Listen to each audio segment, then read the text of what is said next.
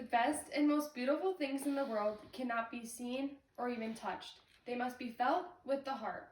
This well-known quote is by Helen Keller. I'm sure all of you have heard the name Helen Keller, but do you really know who she truly was as a person? Many people today know her as simply a blind and deaf woman of the 19th century, but she was so much more than that. Through my research on Helen Keller, I'm creditable to tell you all about her. Today, I'm going to share her story with you. To allow you to understand who Helen Keller was as a person, we will start with where it all began. Helen Adams Keller was born on June 27, 1880, in Tuscumbia, Alabama.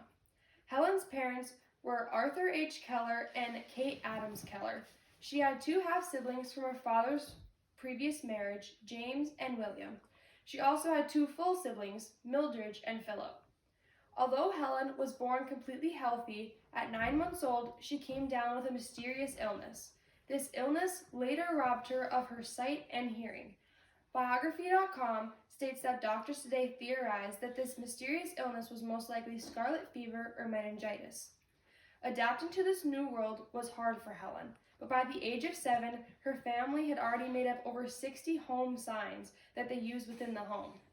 Knowing that she needed more help than they could give her, her parents reached out to Alexander Graham Bell to find better care and education. He then connected them with Anne Sullivan, a young teacher at the time that taught Helen all about sign language and Braille. Helen attended the Perkins Institute for the Blind. In 1894, Helen and Anne moved to New York to attend the Wright-Hugh Mason School for the Deaf. Here, she studied under some of the greatest teachers of sign language at the time. In 1904, at 24 years old, Helen graduated from Radcliffe University.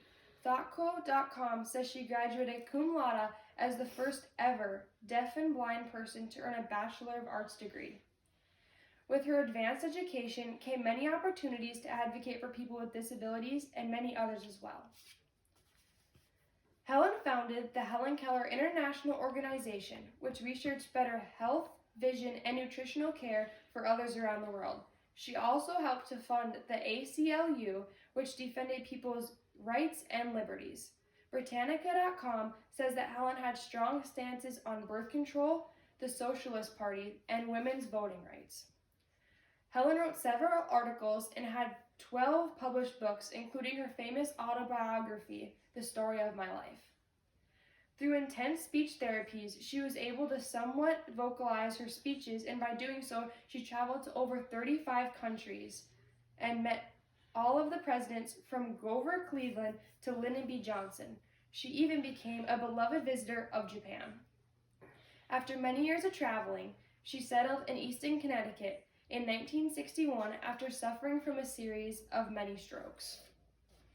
Helen received many medals and honors. These included the Medal of Freedom, which is the highest honor that any civilian can get, as well as a commemorative stamp, street names in over 5 countries, and a commemorative coin from her home state, many statues, and was inducted into the National Women's Hall of Fame. Where she is most recognized is through her award-winning movie, The Miracle Worker, which is based off of her life. On June 1st, 1968, Helen Keller died at her home in her sleep. This was shortly before her 80th birthday. Services for Helen were held at the National Cathedral in Washington, D.C. She was cremated, and her ashes were then spread alongside her companion, Anne Sullivan, in Washington, D.C. Now that I have shared with you the woman that Helen Keller was, I hope you've all learned more about the amazing person she was beyond sight and sound. Overall, Helen was an activist, author, and speaker that was able to use her voice despite not having one.